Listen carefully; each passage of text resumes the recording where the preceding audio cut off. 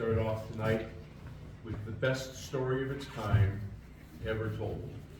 You'll find it in every classic library of English narratives. Bram Stoker's Dracula. Dr. Seward tells the story. Goodbye, ladies and gentlemen. We'll see you in Transylvania.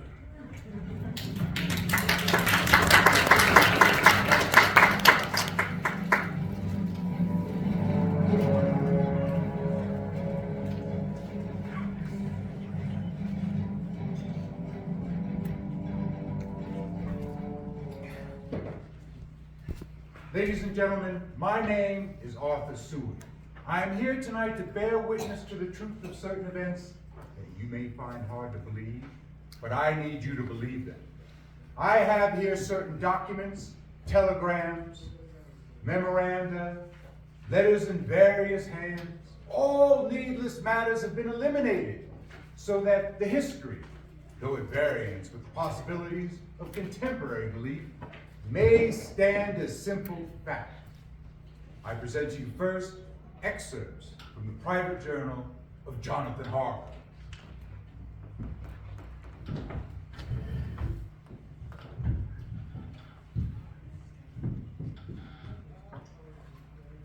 I, Jonathan Harker, articles to Peter Hawkins, Esquire, of Exeter, England. I'm writing this journal in hopes misfortune should find me. This may come into the hands of those who love me. I set out from London on the last day of April to visit one of our clients in Eastern Europe. Came after nightfall to Klausen, on the border of Transylvania. At Blitzritz, there was a letter of welcome from my client, informing me that he would await me at the Borgo Pass.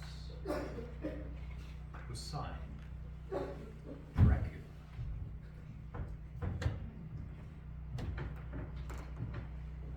Bukovina! Bukovina! Coach to Bukovina!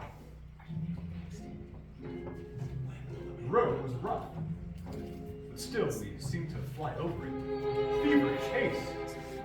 When it grew dark, there seemed to be some excitement among the passengers. They kept looking at me, the driver, and urging him on with greater speed. The crazy coach rocks from its great leather springs. The mountains seem to grow nearer from either side. Coachman! What is this? Well, where are we? You are near your destination, young heir. This is the Borgo Pass.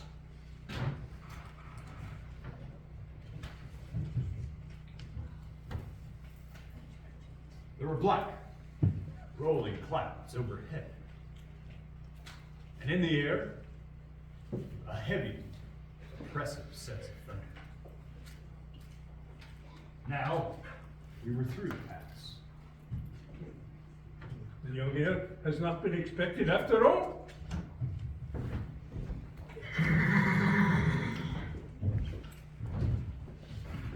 You are early tonight, my friends. A calichet had, with 4 horses, had drawn up beside us. Let me help you, sir. The lamp fell on a hard-looking face, with berry red lips, and sharp-looking teeth as white as ivory.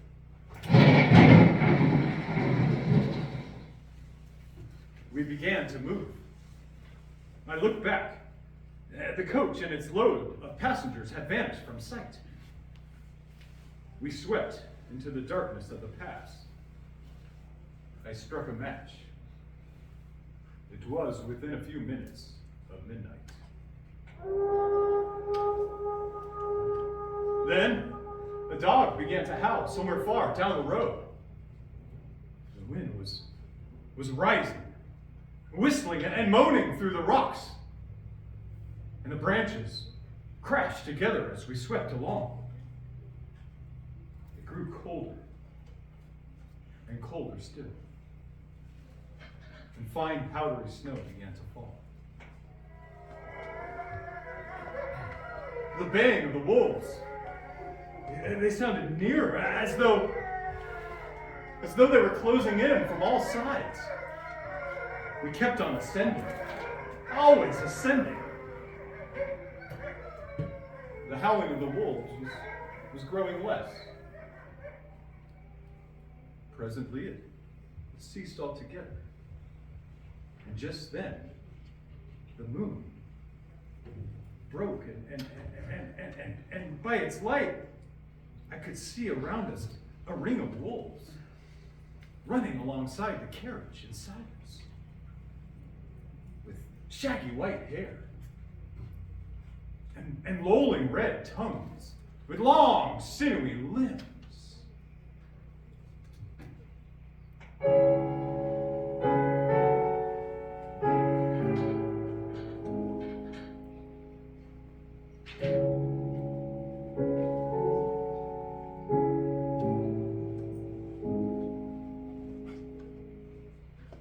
Welcome to my house.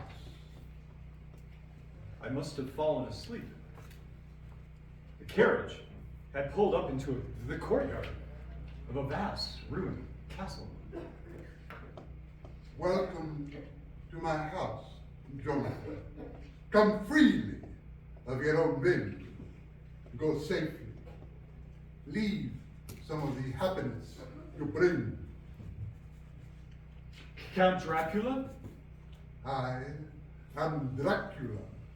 I bid you welcome, Jonathan. Welcome to my house. The night air is chilled. You must need to eat and rest. Thank you. No, I can. Nathan, you are my guest, and it is late. My servants are not available. Sit. You hear them, Mr. Harker? The wolves? The children of the night, or as you would say, Mr. Harker, the wolves, the music they make. Listen, we shall have some token.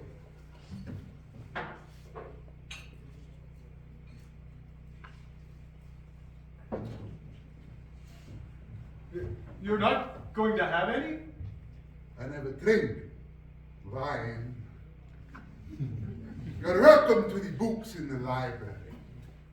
As of yet, I only know your tongue through books, though to you, my friend, I look that I know to speak. Oh, but Count, you know and speak English fluently. Not so. Well do I know that I did move and speak in your London. None there who would not take me for a stranger. I trust you shall rest here with me for a while, and on talking I may learn the English intonation, and I would that you tell me when I make error, even of the smallest in my speaking. Yes, of course. Excellent. There are many things you must tell me tomorrow, all about England and the estate you have purchased there for me. Yes, I have the papers here. The estate is called Carvis. Oh, it's very old. It dates back to medieval times. Oh, it's very large, and there is a small chapel nearby. I'm glad that it is old and big. I myself come from a very old family. To live in a new house would kill me. A house cannot be made habitable in a day, and how few days go to make a century. Yes, these Sescales have a right to be proud. In our veins flow the blood of many brave races. In this whirlpool of Europe, the Ute tribe swept down from Iceland the fighting spirit that Thor and Woden gave them. The berserkers displayed with such fell intent upon the seaboards of Europe that the people thought that their wolves themselves had come. Fools!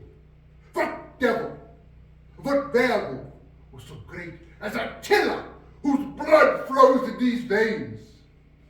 This was a Dracula indeed. But the warlike days are over. I am no longer young, and my heart, weary through years of mourning the dead, is not attuned to mirth. Ah, yes, I understand. Excellent. I shall detain you no longer. You will find your room in readiness. Advise you not to leave it during the night. For we are in Transylvania, and Transylvania is not inland. Our ways are not your ways, and there shall be to you many strange things. Let me advise you, nay, let me warn you, that should you leave your room, you shall not by any chance go to sleep in any other part of the castle, for it is old and has many memories. Be warned, if sleep now or ever overcome you, make haste to your own chamber. There your rest shall be safe. But if you are not careful in this respect, then I understand. good. I shall leave you to your sleep. Good night.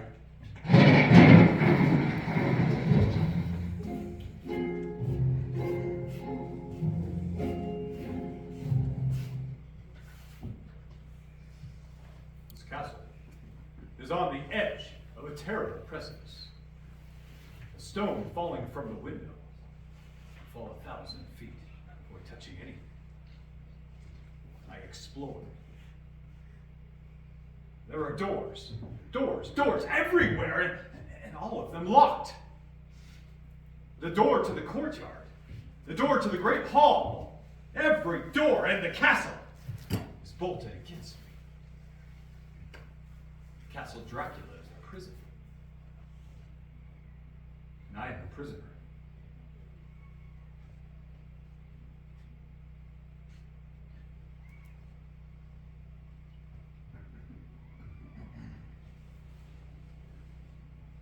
The next night, I could not sleep. So, lighting my candle, I placed my mirror on the dressing table. It was just beginning to shave. You seem restless tonight, Mr. Harker. I could not see Dracula in the mirror. He covered the whole room behind me. I looked again. Well, he was standing there, but there was no reflection of him in the mirror. It was blank. I started to shave. And the blood, I cut myself, and it began to trickle down my neck. Count! On the mirror! The blood. Blood. Wipe the blood from your face. Be careful how you cut yourself. It is more dangerous than you think in this country.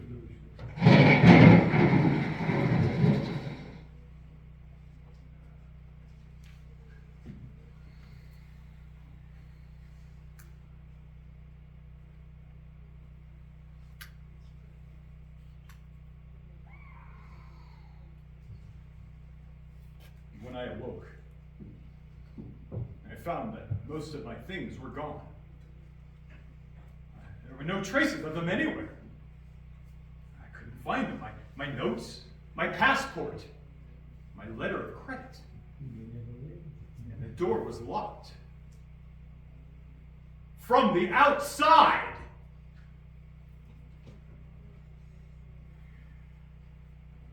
June 20th. There's some kind of work going on in the castle. Now and then, I hear the muffled sound of a mannequin spade. And last night, the second of 3 dated letters which Dracula made me write. Oh, the second of that series was to blot out the very traces of my existence from the earth went forth.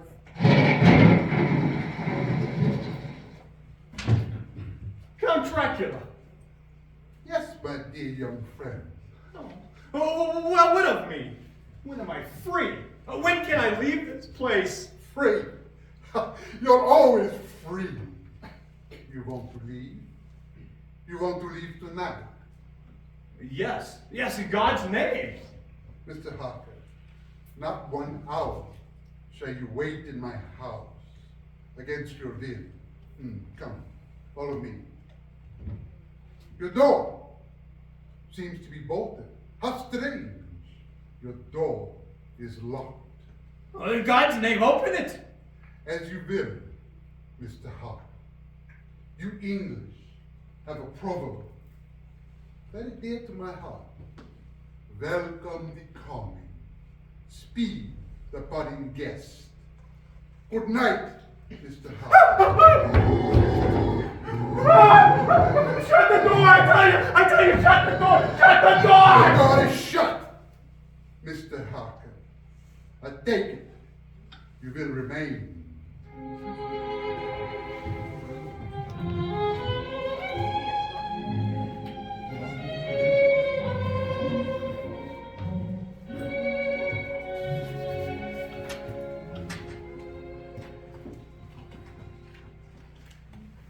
Morning. June the 30th. These may be the last words I ever write in this diary. Oh God, preserve my sanity. I've never seen Count Dracula by day. At the sunrise, that first cockcrow, he's gone. I didn't understand these things. I only know that the wolves are baying, and that he's a man with hair on the palm of his hands, with sharp teeth, and no blood in his face. He casts no shadow, and he moves across the castle walls like a bat. He eats no food. He's mortally afraid of the crucifix. As I write this, I hear in the courtyard the heavy wheels and the cracking of whips.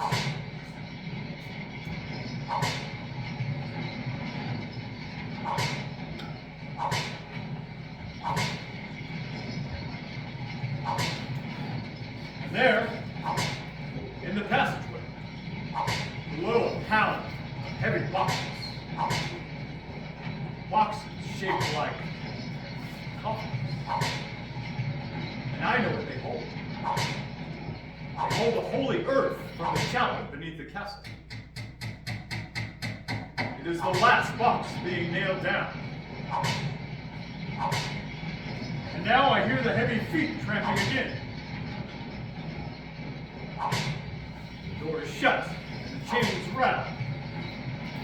In the courtyard and down the rocky way, I hear the heavy crack of whips and the rolling wheels again.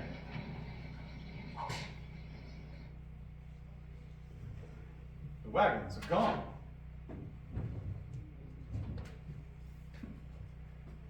And the wagon's gone and I'm alone in the castle. Help! Help! Help! I'm alone! I'm alone! I'm alone! I'm alone!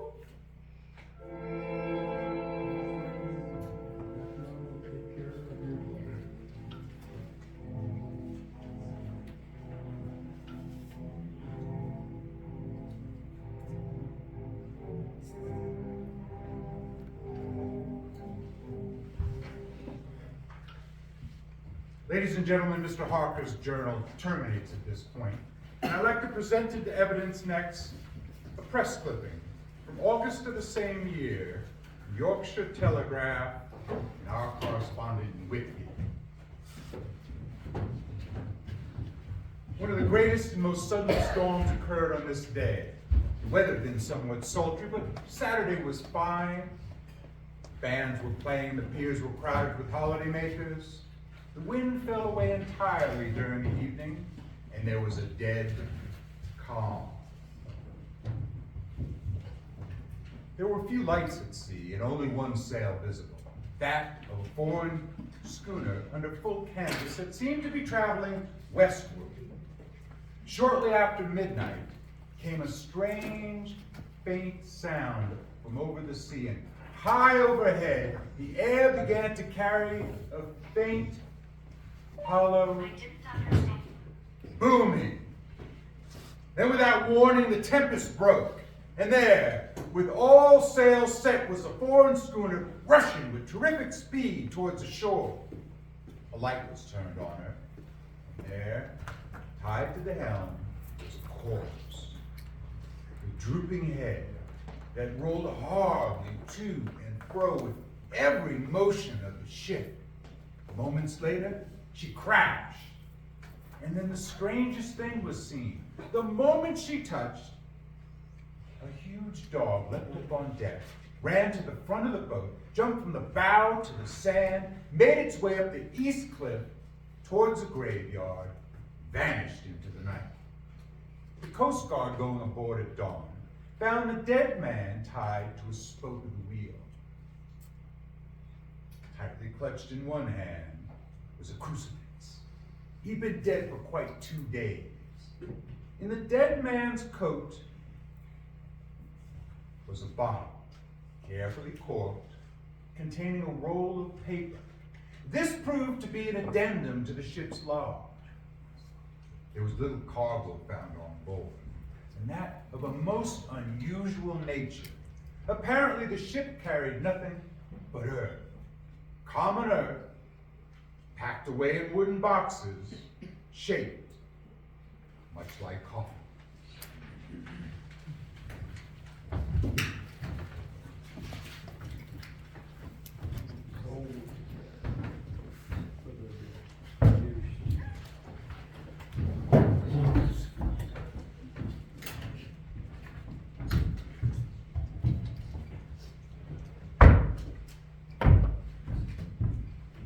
I am the captain of the Demeter.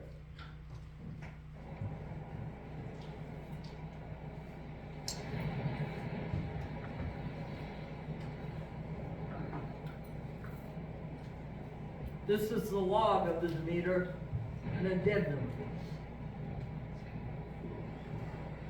Russian flag, Black Sea to Whitney, July 6th, finished taking the cargo. A clear cargo, boxes of earth. At noon, set sail, east wind, fresh. Crew, 4 hands, 2 mates, a cook, and myself, the captain. July 11th, entered Rosaurus.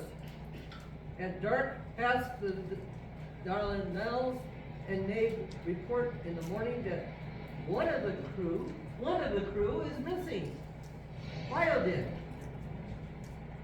Aye, Captain. Took the starboard watch 8 bells. We were relieved by Terrison. He did not go to his bunker. Captain, there is something aboard this ship. In the rain last night, a man tall and thin walked up the companionway forward, Oh? looking out.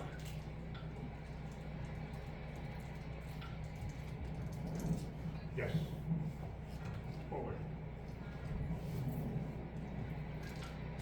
July 22nd.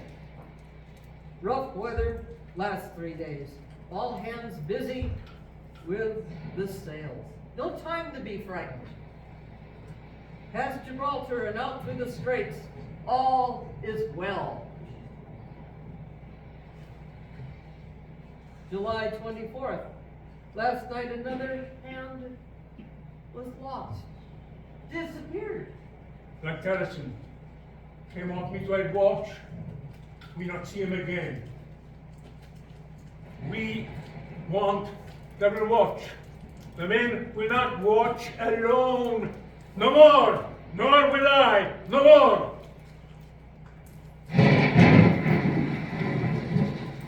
July 29th. Had a single watch tonight as the crew are too tired to double. When morning come, Belinki, no, Belinki, come up, Belinki, go on like this. the mate and I have agreed to be armed henceforth.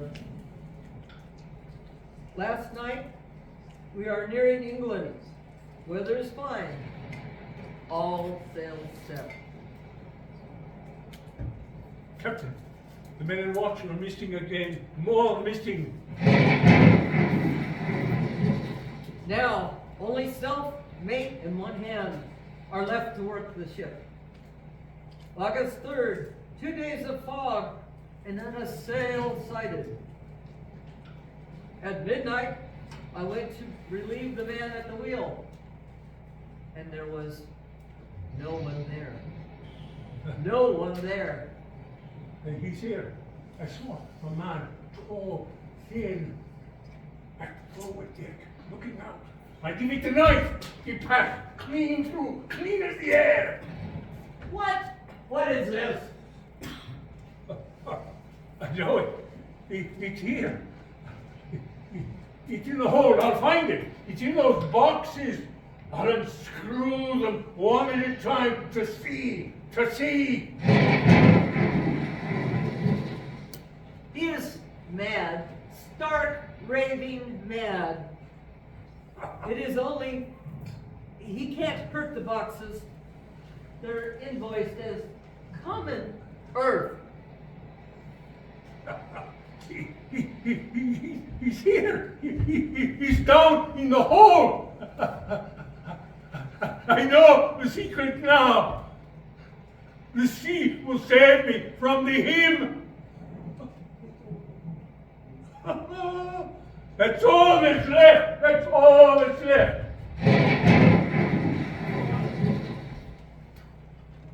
August 4th. I'm all alone on my ship, and still the fog. I dare not go below. I dare not leave the helm. So at night I stay, and in the dimness of the night I saw it. God forgive me, but the mate was right to jump overboard. It's a sailor's death to die in the blue water. But I am the captain, and I must not leave the bridge. I must not leave the ship. I shall tie my hands to the wheel, and when my strength begins to fall along with them, I shall use this that it cannot touch my crucifix. My crucifix will save me.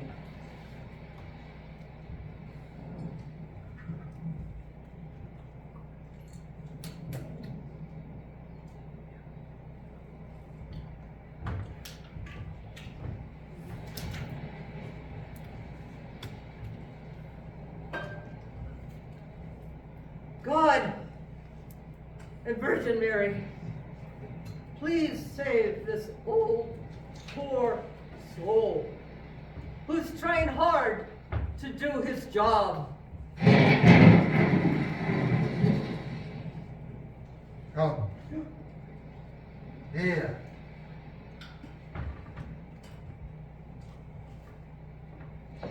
Ah! Ah!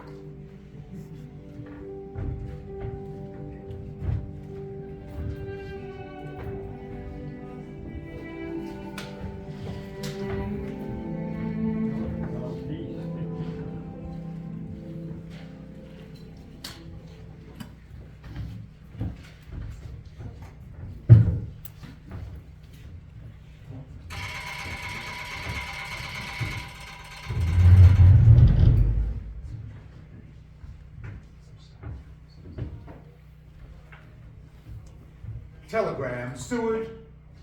Purfleet to Van Helsing, Amsterdam. Lucy Westender in alarming condition. Cannot diagnose. Come at once. Seward. Telegram Van Helsing, Amsterdam to Seward Purfleet. I am on my way to you. Please arrange for me to examine your patient immediately upon my arrival. Van Helsing. Ladies and gentlemen, I shall now explain that 6 months before the events recorded here, I became engaged to Lucy Westender. We were to be married in the spring. The next day, my old teacher, Professor Van Helsing, arrived at 4:30. I took him straight to Lucy's house. She was laying in bed asleep. She was ghastly, chalky, pale. The red had gone from her lips and gums. The bones on her face stood out. Young Mrs. Bad. Very bad. She must have blood or she will die. Yet, she's not anemic. The qualitative analysis of her blood is quite normal condition. It is strange. I do not like to think how strange. Look! My God, her throat, look! The black velvet band that she always wore had dragged up a little, showing a red mark on her throat. Just above the external jugular vein were 2 punctures, not large, but not wholesome looking. The edges were white and worn looking. Well, what is it, Professor? What's wrong with her? Speak frankly. You can tell me the worst. I wish I could, Seward, I wish I could. But I do not dare. Won't you tell me anything? I will tell you this. Your young lady is in a danger greater than death. You must believe me. If you leave her for one moment and harm befalls, you will not sleep easy thereafter.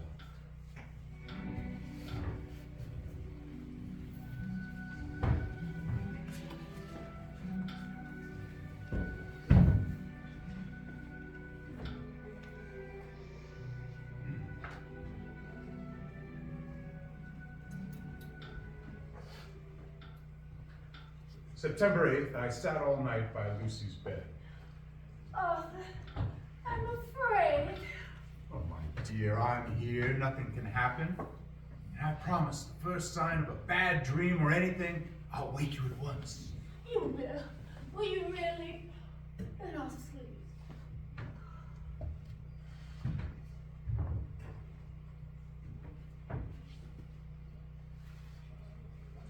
I sat all night by her bedside. She did not wake once, though the bows or a bat or something flapped almost angrily at the window pane.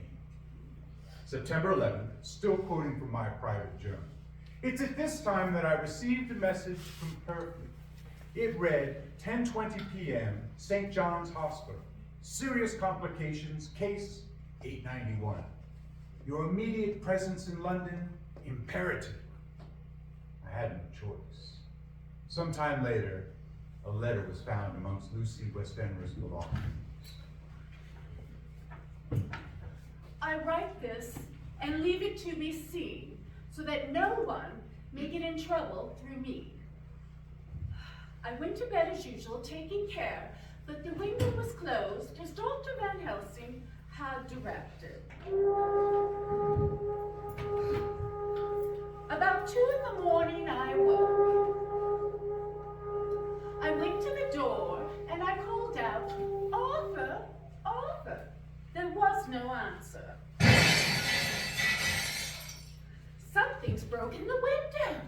I'm all alone in the room. I dare not go out. The house seems to be empty. There are specks floating and circling through the draft from the window. What am I to do? Something very sweet and very bitter is all around me. It's like I'm sinking into deep water and they're singing in my ears. Come here. You shall be flesh of my flesh, blood of my blood. Oh!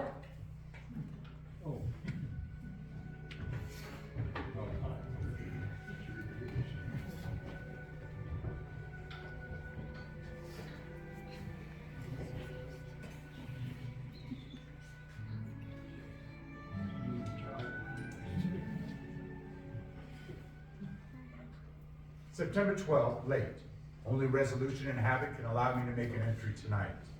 We found her sprawled on the floor. There was a draft in the room from the broken window.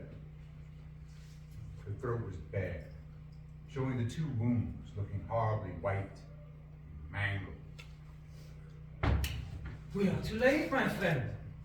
We have failed. God's will be done. She's dying? Yes, she's dying. Stay beside her. It will make much difference, mark me, whether she dies conscious or in her sleep.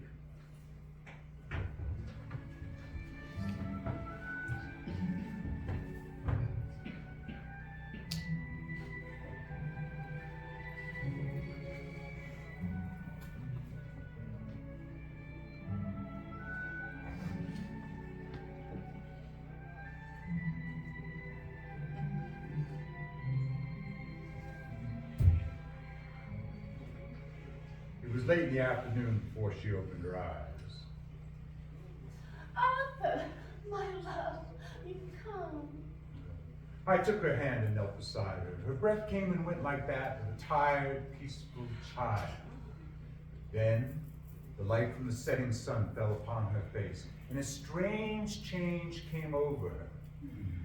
Her eyes became dull and hard, her breathing heavy. Her open mouth, with her gums drawn back, made her teeth large and sharp. Arthur, my love, you've come. Kiss me, bend down and kiss me! Lucy! Run for your living soul and hers! She's dead. Oh, there's peace for her at last. Not so. It is only the beginning. Wait and see.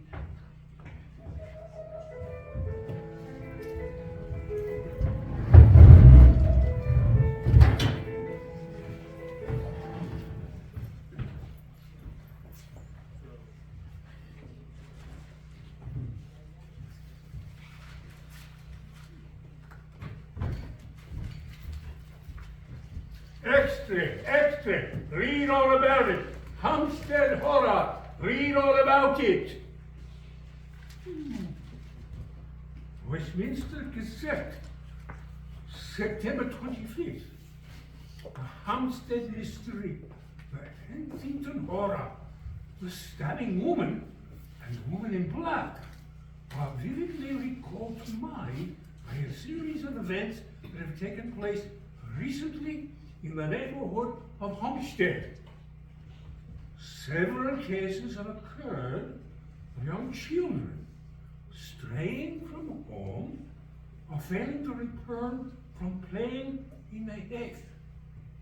In all these cases, the children have given as their excuse that they have been with a beautiful lady who offered them chocolates. In each case, the child was found to be slightly torn or wounded in the throat. The wound seems such as might be made by a rat or a small dog. Or a small dog. Extra special, read all about it. Hampstead Horror, read all about it. What did you say?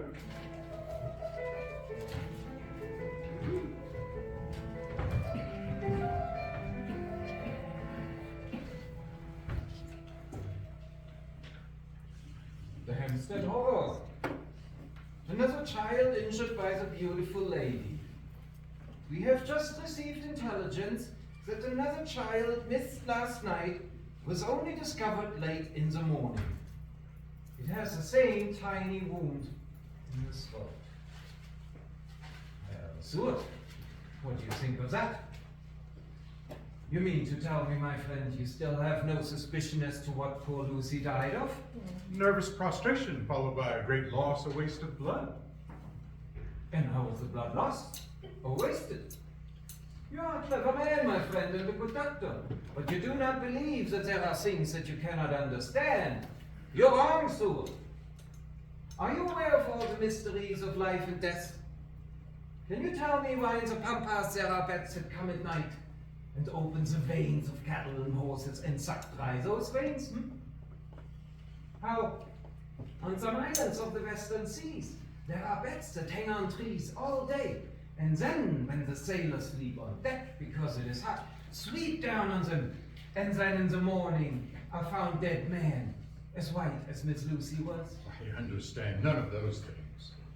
After tonight, Seward, if you dare to come with me, perhaps then you will understand.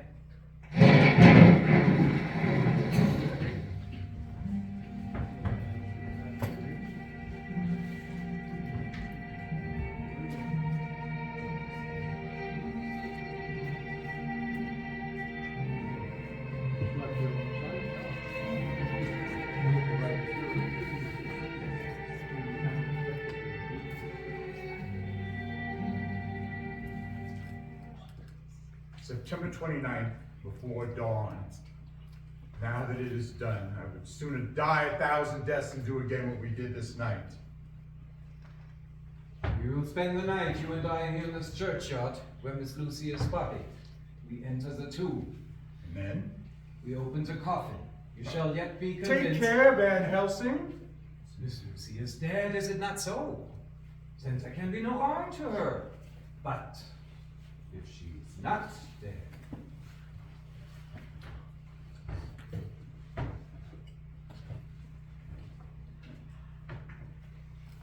With some difficulty, we located the West End tomb. I took my place behind a yew tree on one side, Van Helsing on the other. I was cold and frightened.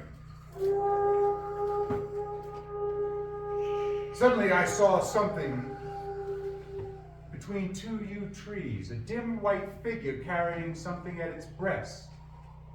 The figure stopped. I could not see its face. It was bent over what I saw to be a fair-haired child. Then we heard a sharp cry, which is a child gives while sleeping, or a dog while lying in front of a fire dreaming. Then the thing saw us. She reared back with an angry snarl.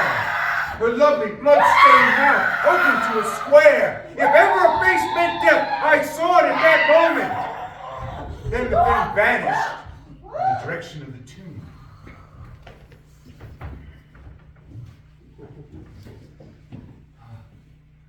the child's not harmed.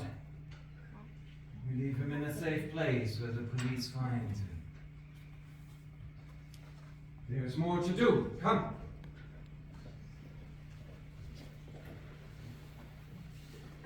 Now we're in the tomb. Here the thing lay, like a nightmare of Lucy. Pointed teeth, blood-stained mouth. Van Helsing never looked up. From his bag, he took out a book, his operating knives, a heavy hammer, and a stake, 2 to 3 inches thick, sharpened to a fine point, hardened over a fire.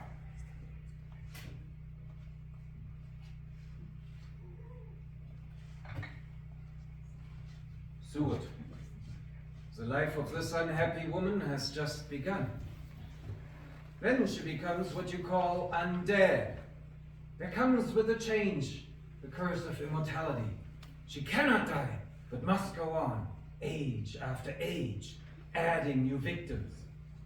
Because all that die from the preying of the undead become themselves undead and prey on others. So the circle goes on, ever widening, as of the ripples from the stones thrown in the water.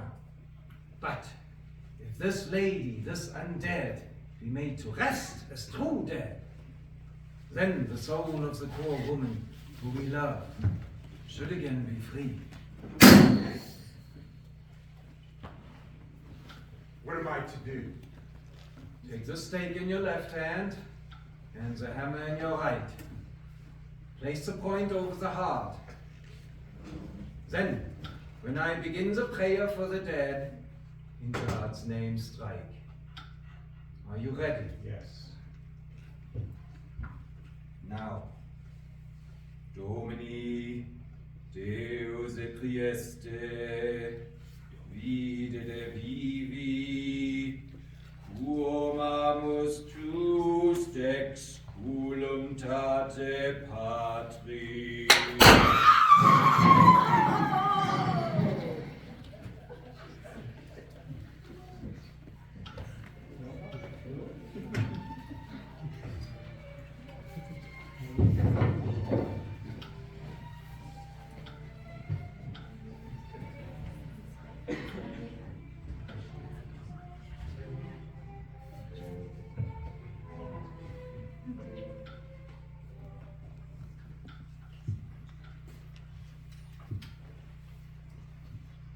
On the morning of July 11th, a man was found on the border of Transylvania. He spoke wildly of wolves and boxes of earth and blood. He gave his name as Jonathan Harker. In a hospital in Klausenburg, he recovered sufficiently to permit his removal to England. I'm still quoting from my private journal. At this time, his condition remained so serious that he was committed for observation at a private ward in my hospital in Purfleet. Here he did so well that within 3 weeks he was completely recovered. During this time, his wife, Mina Harker, brought to the attention of Dr. Van Helsing and myself the journal that her husband had kept while he was a prisoner at a castle of a certain Count Dracula in Transylvania.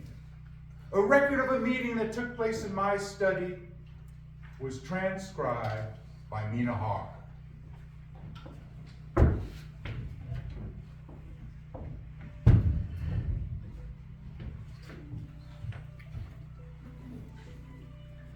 October 31st. Meeting again, 8:10. Jonathan next to me, Dr. Seward afterwards, and Van Helsing at the head of the table.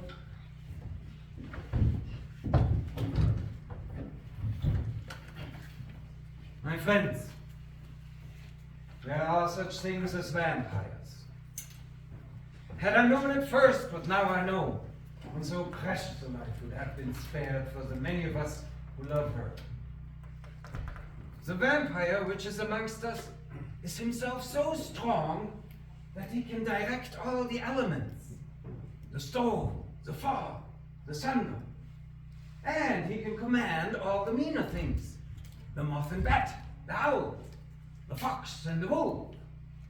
How then are we to begin our stride to destroy him? How shall we find his place? And having found it, how can we destroy it?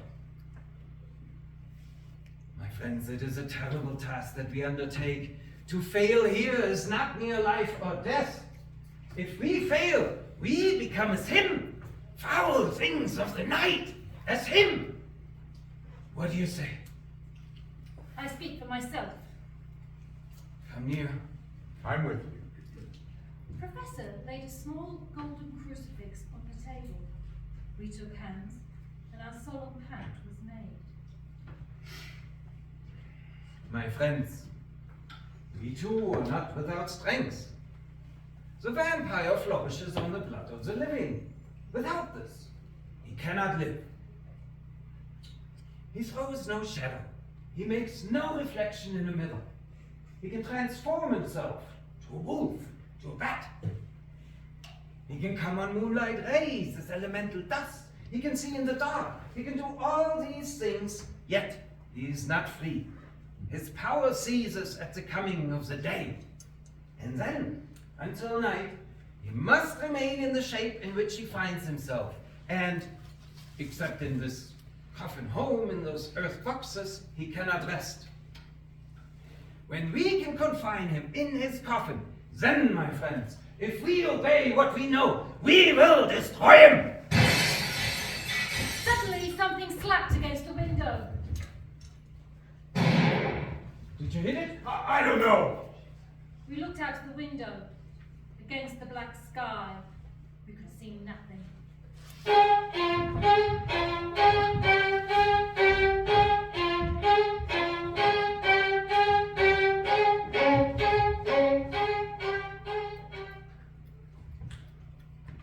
We have the information.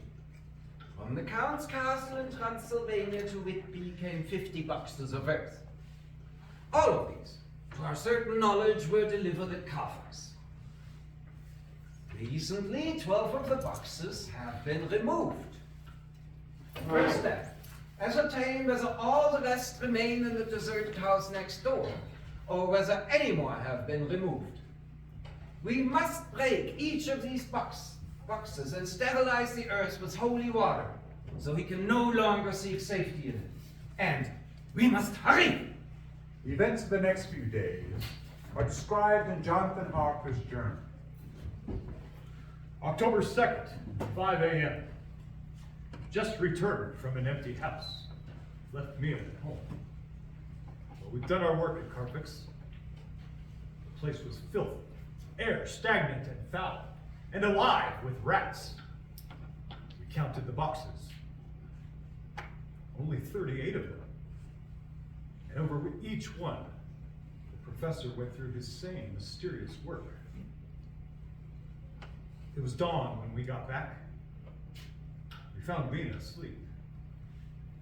She was paler than usual.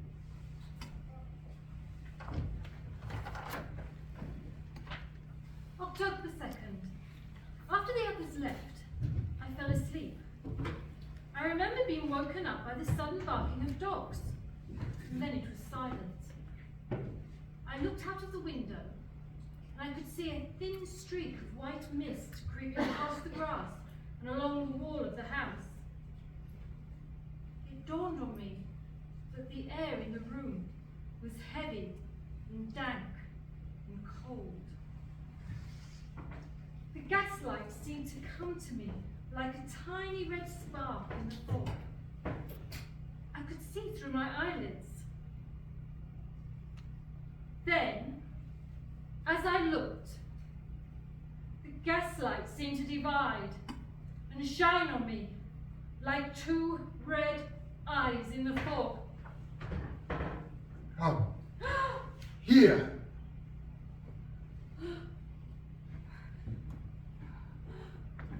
You shall be flesh of my flesh, blood of my blood, blood of my blood. Oh!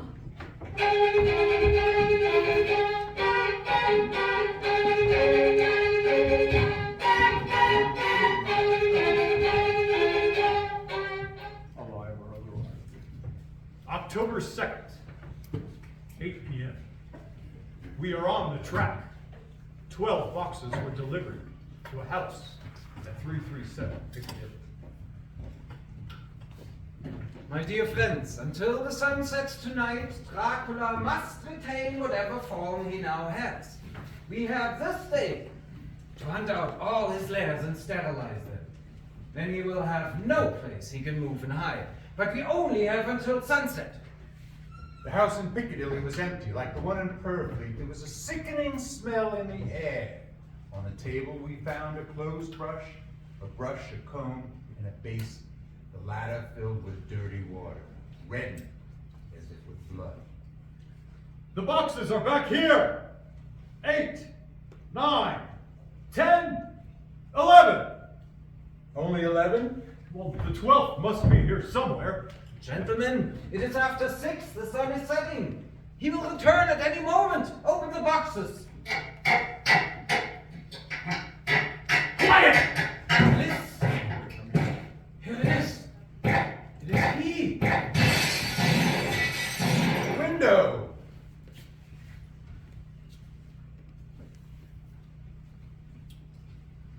think about me. You waste your bullets, gentlemen.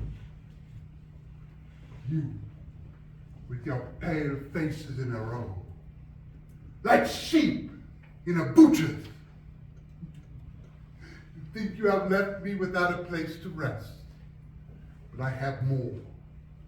And time is on my side. The one you love is mine already. I have known her. Already my mark is on her throat. Flesh of my flesh. Blood of my blood. She's with me always. Over land and sea.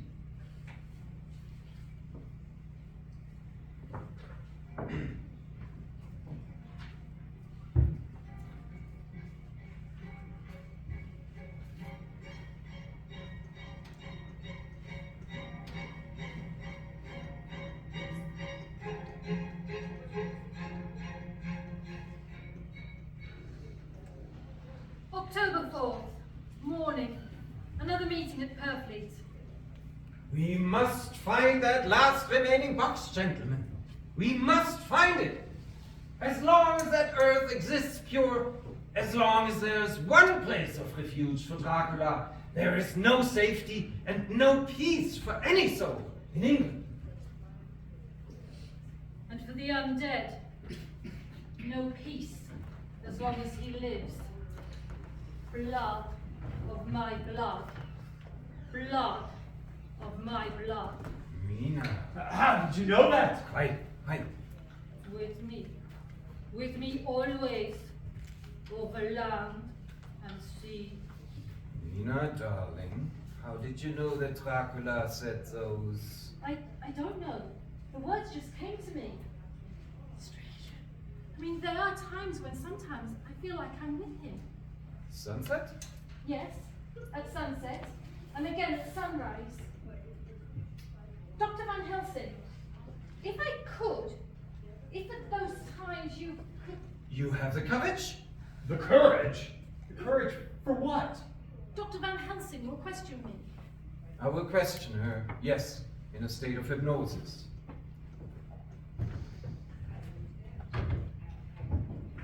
The one you love is already mine, he said. She's with me always over land and sea. Ah, Count Dracula. Perhaps she will betray you, this one we love, if she's really with you. She's really with you over land or sea? Blood of my blood. Mina, Yes, answer me, Mina. Are you with him? yes, I am with him.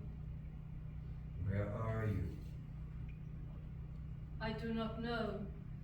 All is dark. What do you hear? I hear the lapping of water on the outside. Then we have a ship. Yes, What else do you hear? I hear the creaking of an anchor chain. What are you doing? Still. So still. It's like death. It's like death.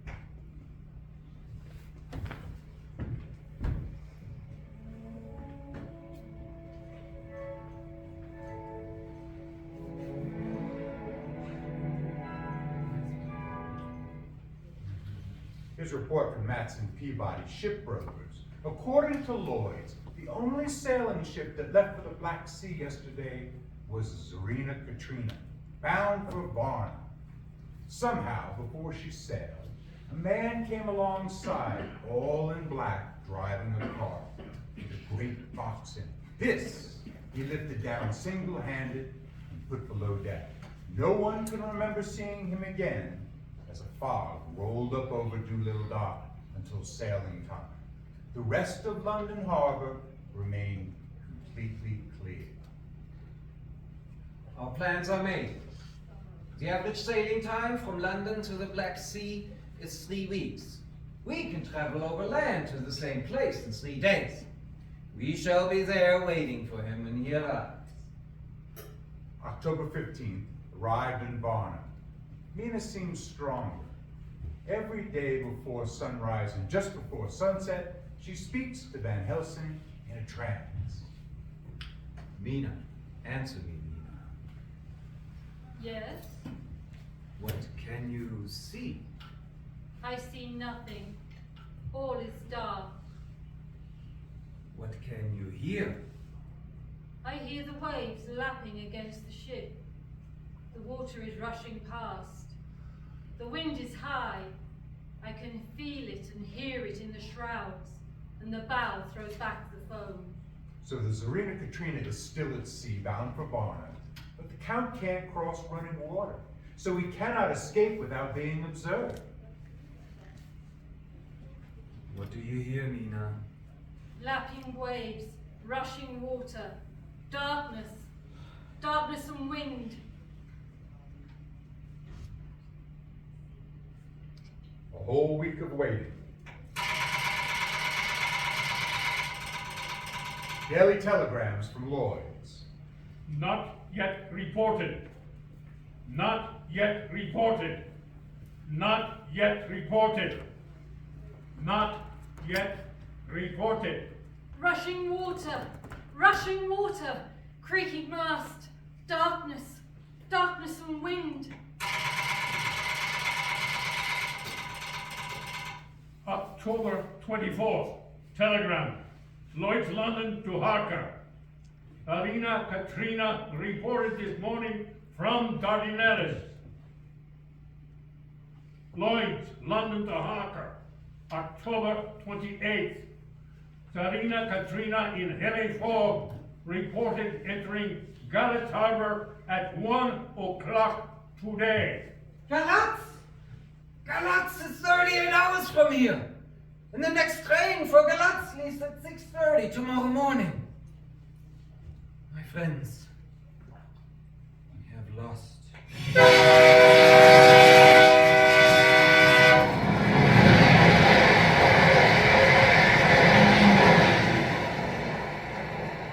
I am with you. I see nothing, nothing. I can hear men's voice calling in the roar and prick of the wind. I feel the air blowing on me.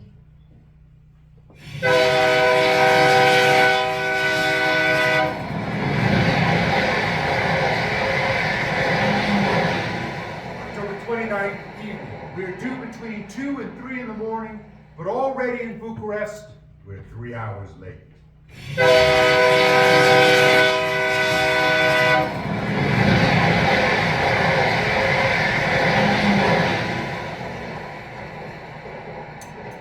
What's going on? I could feel something past me like cold wind. I can hear far off strange sounds. Men talking in foreign tongues. Fierce falling water and wolves howling. There is another sound. A queer sound. It's like... Like what? Speak, Mina, speak! I command you! I command you to speak!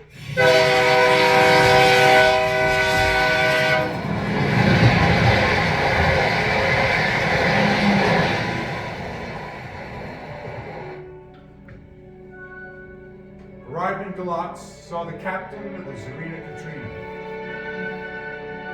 Come on aboard. We're an hour before sunup. We received a box from a party by the name of Dracula. Emanuel Hildensheim was his name. I'm Heidelstein. I received the box. I give it to Kairov by order. Kairov. Don't tell me about Kairov. I found him dead in the churchyard of St. Peter's. They found him dead with his throat torn apart. October 30th, evening. There are two ways in which Dracula can get back to his own place. By land or by water. We examined the map. We found the most likely river is the Serra. Seward, you and I will chart our steam launch and follow them up the river. Van Helsing, you and Mina will take a train to Varesti. And from there... From there we shall go in the tracks where Harker went from Bistritz over to Borgo. If you have not caught him before, we will be awaiting Dracula there.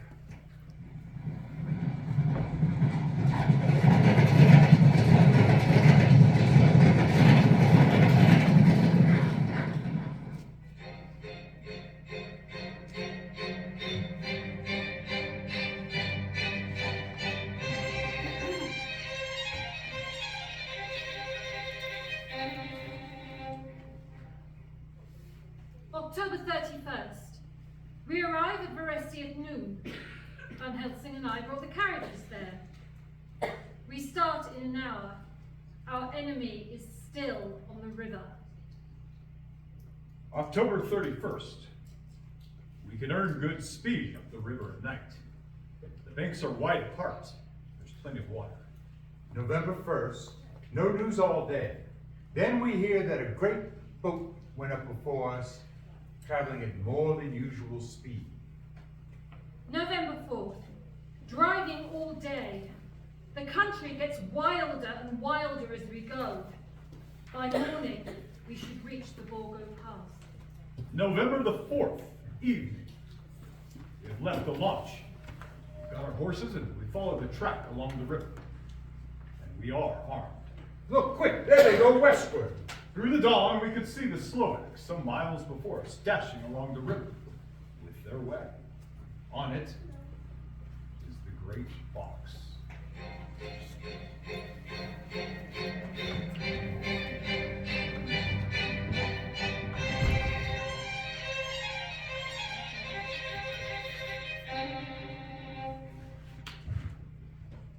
Late in the afternoon, we leave the Borgo Pass. Van Helsing! Look! Look! We could see a long way all around us. Far off, beyond the white waste of snow, was the river, like a black ribbon curling. Between us and the river, not afar off, came a group of men, mounted Slovaks, hurrying along. In the midst of them was a wagon that swept from side to side. On the wagon was a great box.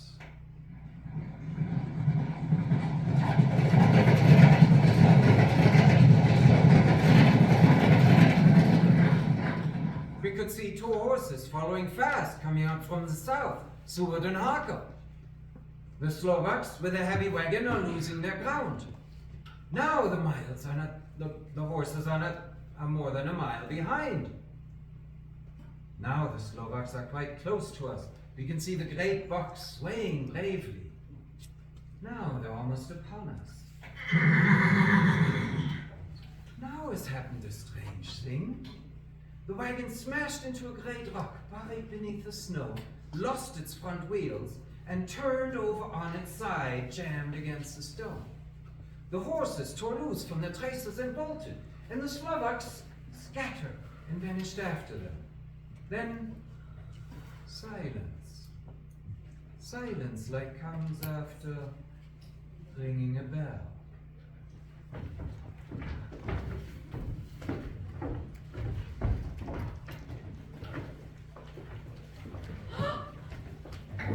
It was Dracula, sprawled out stiff and twisted in the smear of his own holy earth. The box, in falling, has emptied the dirt onto the snow. His face is old looking. His skin is like paper. Dr. Sewell, there's no time. Look at the sun. Sunset. In 1 minute it is darkness, and he's forever lost to us. Have you the stake of wood and the hammer? Yes. Now, Harker.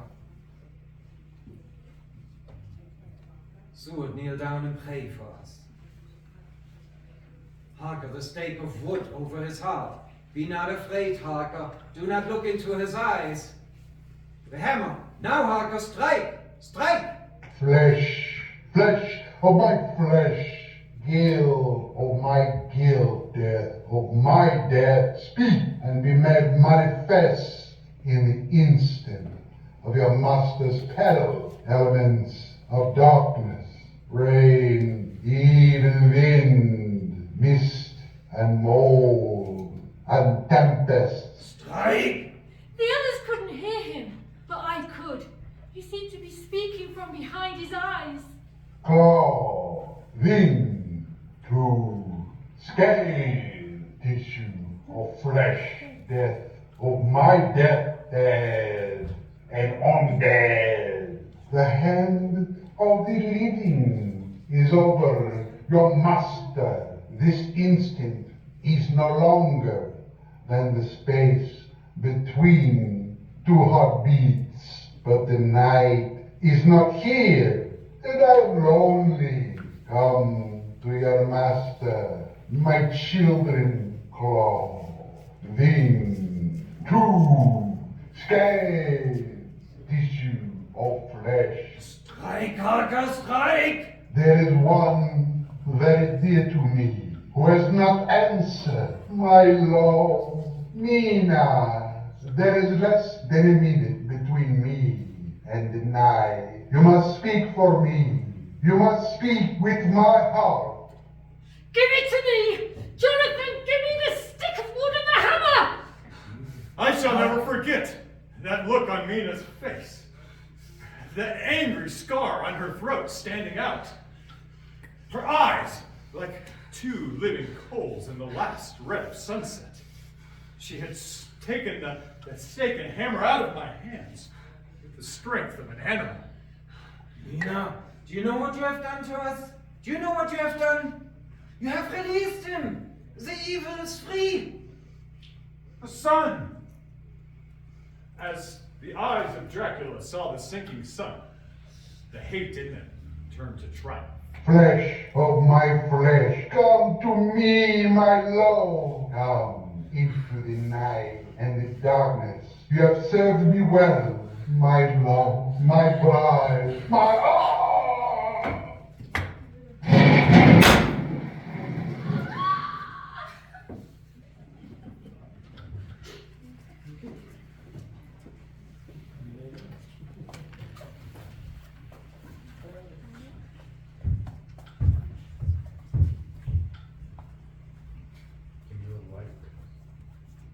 Ladies and gentlemen, all the evidence is now before you. We've added nothing, and to the best of my knowledge, we've left nothing out that may help throw light upon those terrible events of the year 1891, which ended on that horrible night in the Borgo Pass. There remains just one last report. When Mina Harker seized the stake and hammer from her husband, I believe she was under some form of hypnosis. She herself remembers nothing, but whatever influence was at work on her, she must at the last moment have rejected. For at the exact instant the sun disappeared, it was Mina Harker who drove the stake through the heart of the thing that calls itself Dracula. At that same instant, even as we looked, the wound on the side of her throat was no more. As for Dracula, before the screams of the creature had died from our ears, the whole body crumbled into dust and passed from our sight. In the final moment of the solution, there was in his face a look of peace, such as I could have never imagined might have rested there.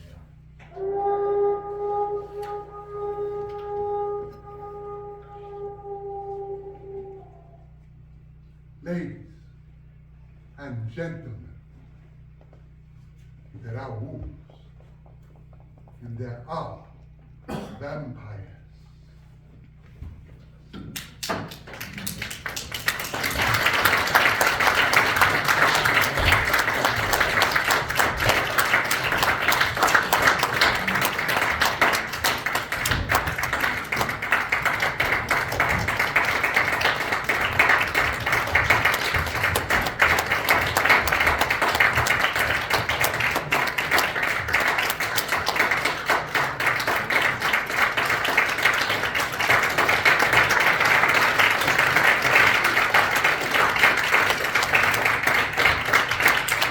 check our lights and sound, folks. Our ward members. Howard McNeil, our construction. Sam Mount Girl Copper.